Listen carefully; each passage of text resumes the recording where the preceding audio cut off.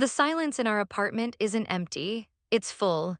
It's a heavy, dense thing that presses in from the walls, so thick I feel like I have to push my way through it to get to the kitchen. The place is spotless, cleaner than it's ever been.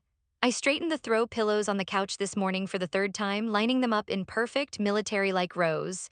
They remain untouched. The air smells of lemon-scented cleaner, a chemical sharpness that has erased the scent of him, old books, fresh coffee, and that faint, earthy smell he always carried with him. Phineas has been gone for exactly 1 week, and I haven't cried, not really. The tears are there, I can feel them banked up behind my eyes like a reservoir, but the dam won't break. My brain has decided that grief is inefficient and has switched to a different mode instead. I feel like a coroner, and the body on the cold, steel table is our 5-year relationship. My mind has become an operating theater, and I keep replaying our last few days together, slowing down the footage, searching for the microbial agent of our destruction. The official report would read death by domestic improvement. I was the well-intentioned surgeon who removed a tumor, only to discover it was a vital organ. Asphyxiation smothered by 12 bundles of old, yellowing newspapers. So this is my report, the emotional autopsy. I am dissecting every moment, every word, not just to find where the fatal blow landed, but to understand if the weapon was in my hand all along. I met Phineas in a chaotic, dusty used bookstore, which should have been a warning sign. I was hunting for a specific first edition, something I could catalog and place on my meticulously organized shelf. He was sitting on the floor in a narrow aisle, surrounded by teetering stacks of paperbacks, completely lost in a history of cartography. There was a smudge of dust on his cheek, and his brow was furrowed in absolute concentration. I thought it was endearing. I loved his quiet intensity, the way he could get completely absorbed in something. For 5 years, that intensity was my anchor. He was the calm, steady presence in my perpetually optimized world. When I was spinning out over a deadline, he'd quietly make me tea and just sit with me until my breathing evened out. He remembered the names of all my coworkers' kids. He was a brilliant software developer, a job that requires logic and order, yet his personal space was a testament to entropy. He collected things, not valuable things, not even interesting things. Old concert tickets, strangely shaped rocks, and his most prized possession, the newspapers. They came from his hometown, a tiny dot on the map in rural Montana. Every month, his mom would mail him a bundle of the local paper, the Big Sky Sentinel. They were stacked in the corner of his study, tied with fraying twine, growing into a dusty, yellowing monument to what? I never understood it. To me, they were a fire hazard, a haven for silverfish, an aesthetic blight on the clean lines of our home.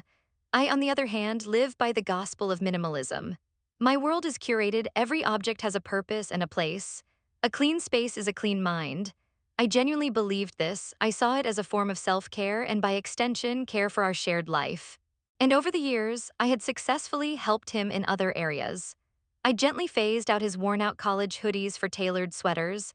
I'd reorganized his kitchen pantry into a system of labeled, airtight containers. Each was a small victory, a step towards a more perfect, harmonious life together. So the newspapers were the final frontier. I tried talking to him about it many times. My arguments were always logical, practical. Finn, honey, what if we just digitized these? We could scan them, save them on a drive. All the information, none of the clutter. He'd just shake his head, his jaw tightening slightly as he placed a protective hand on the top bundle. They're important, Sawyer. I need the physical copies. He never explained why. He'd just repeat that phrase like a mantra, they're important, as if it were a complete sentence, a full argument. I saw it as an unacceptable bug in his otherwise perfect software. I interpreted his refusal not as a boundary, but as a symptom, a pathology. He was a patient, and I was the doctor who knew what was best for him. I never once considered that the line he was drawing wasn't around the newspapers, but around a part of himself he wasn't ready to share. And I, in my enlightened arrogance, decided it was time for an intervention. The day I decided to perform the surgery was a Saturday. The sky was a brilliant, cloudless blue, the kind of day that feels full of possibility, the kind of day you're supposed to spend doing something productive. Phineas had a full-day coding seminar across town, a deep dive into some new programming language that I pretended to understand. He kissed me goodbye that morning, his lips tasting of the dark roast coffee I'd just made. "Don't miss me too much," he'd said, pulling on his jacket. "Try not to organize my sock drawer again while I'm gone." I laughed, a bright, fake sound that didn't quite reach my eyes.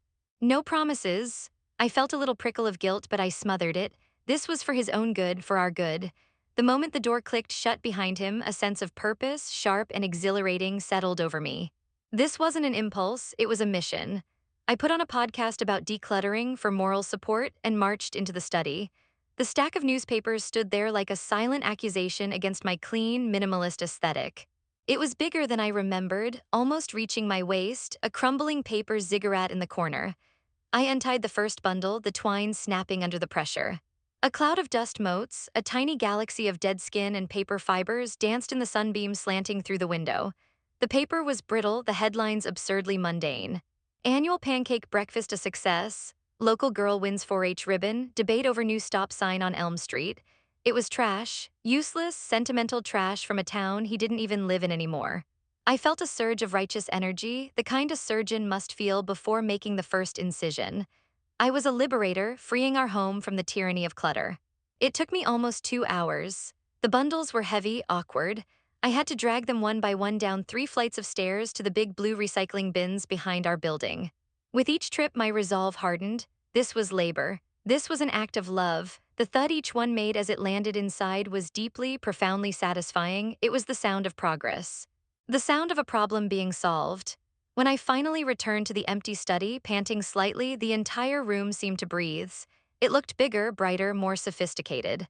I vacuumed the spot where the papers had been, erasing the faint rectangle of dust they had left behind, their last ghostly footprint. I stood there, hands on my hips, admiring my work. I felt accomplished. I felt proud. Later that afternoon, his mother and sister were scheduled to stop by. They were in the city for a shopping trip and wanted to say hello. The timing felt serendipitous, a chance to unveil my handiwork. I imagined them walking into the study, seeing the clean, open space, and praising me for finally helping Phineas overcome his strange habit. When they arrived, I made tea, arranged biscuits on a plate, and then with a theatrical flourish led them to the study. I finally did a big clean-out, I announced, beaming. Doesn't it look so much better in here? His mother, Eleanor, stopped dead in the doorway. Her hand flew to her mouth. His sister, Kate, who was usually so bubbly, just stared at the empty corner, her face completely drained of color. The reaction wasn't the one I'd anticipated. There was no praise, no "oh, Sawyer, you're a lifesaver." There was just a thick, awkward, horrified silence. I saw them exchange a look, a flicker of something I couldn't decipher. Panic, pity, I dismissed it as shock. They were probably just stunned that I'd actually managed to convince him. He was so relieved to finally let go of it all. I lied, the words tasting like ash in my mouth even as I said them. The lie felt necessary, a little white flag to smooth things over. Eleanor just nodded slowly, her eyes looking anywhere but at me. Well, she said, her voice strained and thin, that's something. Kate just looked at the floor. The air in the room grew heavy and cold. Phineas got home around 7. I heard his keys in the lock and I arranged my face into a welcoming smile. He came in, dropping his bag by the door, looking tired but happy. Seminar was great, he said, leaning in to kiss me. My brain is full. He hugged his mom and Kate, who were hovering awkwardly by the kitchen island, their coats already on. You guys are leaving already. We've just got to catch our train, Eleanor said, her voice unnaturally high. She gave him a tight, frantic hug that seemed to go on for too long. He frowned a little, sensing the strange energy in the room. He let his gaze drift around the living area, and then, as he always did when he came home, his eyes went to the doorway of the study. It was a habit, a small, unconscious check-in. I watched his face. It was like watching a series of photographs clicked in rapid succession. First, the casual glance. Then a flicker of confusion, a subtle knitting of his brows. He took a step closer to the doorway, peering into the room. Then his face went utterly, terrifyingly blank. He didn't say my name. He didn't ask a question, he just walked slowly into the study like a man in a dream. He walked to the corner where the newspapers had been. He crouched down, his movements stiff and strange. He reached out and placed his palm flat on the hardwood floor, right in the center of the clean, empty space. He just held it there for a long, silent moment, as if he were trying to feel for a heartbeat that was no longer there. The light from the living room cast his shadow long against the wall. It looked like he was praying over a grave. His mother and sister were frozen by the door, watching him with naked anguish on their faces. I finally understood the look they had given each other earlier. It was horror. After what felt like an eternity, Phineas stood up. He turned around and looked at me. It was the most devastating moment of my life. He had always looked at me with such warmth, such love. Even when we argued, his eyes held a spark of connection. This was different. This was nothing. His eyes were like panes of glass. He wasn't looking at me, he was looking through me. I had ceased to exist. I was no longer the person he loved or even a person he was angry with. I was just an object in the room, as inanimate as the lamp or the bookshelf. He walked past me without a word. He walked past his mother and sister. He went into our bedroom and quietly shut the door. The silence he left behind was deafening. Alina looked at me, her eyes wet with tears, and just shook her head before she and Kate scurried out of the apartment. 30 minutes later, the bedroom door opened. Phineas emerged carrying the small suitcase he used for weekend trips. He walked to the coffee table, where I kept a small ceramic dish for keys and loose change. He took his apartment key off his key ring and placed it gently in the dish. The small metallic click was the loudest sound I had ever heard. Then he walked to the front door, opened it, and left. The lock clicked shut, a final, definitive sound. It was the sound of a life being severed. For the first 48 hours, I wasn't heartbroken, I was furious. A towering, self-righteous rage was the only thing holding my bones together. How dare he react like this over a pile of trash? It was manipulative, it was emotionally immature. It was a grotesquely oversized reaction designed to punish me. I paced the silent apartment, crafting vicious arguments in my head. I sent him a barrage of texts, each one more indignant than the last. Are you seriously going to throw away 5 years over some old paper? This is insane, Phineas, call me. I did this for us to make our home better. I can't believe you're being so cruel. They all remained unread, blue checkmarks of my own stupidity. By the third day, the anger began to curdle into a cold, slithering panic. The silence from his end was absolute. I called his phone, it went straight to voicemail. I tried his work email, his personal email, nothing, he had simply vanished. He had excised me from his life with the clean, swift precision of a surgeon. My last resort was his sister, Kate. I called her, my voice tight with a forced, casual tone. Hey Kate, so sorry about the other night, things were so weird. Is Finn with you guys? He's not answering his phone. There was a long pause on the other end of the lines. When she finally spoke, her voice was stripped of its usual warmth. It was flat and cold. He's with us, Sawyer. He's not talking to anyone.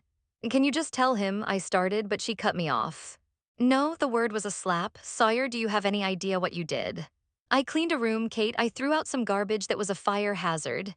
The anger flared up again, hot and defensive. Her sigh was heavy with a weariness that sounded ancient. Sawyer, you didn't throw out garbage, you threw out his grandfather. The statement was so absurd I almost laughed. What are you talking about? His grandfather, Alistair, died when Finn was 19, she said, her voice softening slightly, taking on the tone of someone explaining something to a very dense child.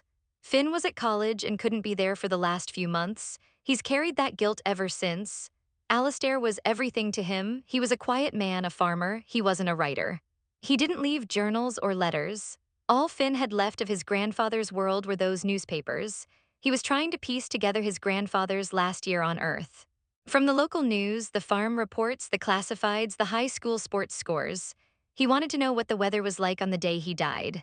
He wanted to know what movies were playing at the local theater. He wanted to rebuild his world just for a little while. You didn't throw out paper, Sawyer. You threw out his last connection to the most important person in his life. The phone felt slick in my hand. The room started to tilt. I hung up without saying goodbye. My legs wouldn't hold me, and I slid down the wall to the floor. Shaking, I scrambled to his desk and turned on his old laptop. It took me a few tries to remember the password, Alistair 1948. My blood ran cold. I clicked through folders until I found one labeled The Sentinel Project. Inside were a dozen scanned PDFs of newspaper pages and a single Word document. I opened it. It was a timeline. He had meticulously logged every mention of his grandfather's farm, every community event he might have attended, every small, insignificant detail that, when woven together, might form the tapestry of a life. The last entry was dated the Friday before. It read, "Found ad for seed sale at Miller's Hardware. Dad said Grandpa Alistair always went to that one. Maybe he was there." I stared at the screen, at the words, at the proof of his quiet, desperate love, and for the first time the dam broke. I sat on the floor of his empty study and I finally cried. Now I'm back where I started, sitting on the couch in this pristine, silent apartment that feels more like a mausoleum than a home. The rage is gone. The gut-wrenching grief has subsided into a dull, constant ache behind my ribs. All that's left is the autopsy. My mind circles back to it endlessly, obsessively.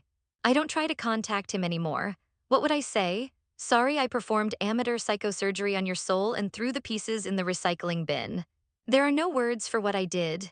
There is no apology big enough to cover the void I created. My brain has become a courtroom where I am both prosecutor and defense attorney, locked in a perpetual, unwinnable trial. The prosecutor is ruthless. It plays Kate's voice on a loop. You threw out his grandfather. It shows me the look in his eyes, that horrifyingly blank stare that told me I had become a stranger. It reminds me of my own arrogance, my condescending belief that my way was the only right way. Then my defense attorney steps in, desperate and pathetic. But a normal person wouldn't keep years of rotting paper in their house, it screams. He never told me why it was important. If he had just communicated, none of this would have happened. It's not fair to put that all on me. This voice is weaker, whinier. It knows it's losing the case. I pick up my phone, my thumb hovering over his contact photo. It's a picture I took of him last summer on a hike. He's squinting into the sun, a genuine, unguarded smile on his face. He looks happy. He looks like a man who felt safe. I open our message thread, the last blue ticks of my unanswered texts mocking me. I type out a message. I just wanted our home to be perfect for us. My finger hovers over the send button. Perfect? What a joke. I had a perfect love and I tidied it up until it was gone. I delete the message letter by letter until the screen is blank again. This is my penance now. This endless, silent postmortem. The coroner's report will never be finished because the conclusion is unbearable. The cause of death was me.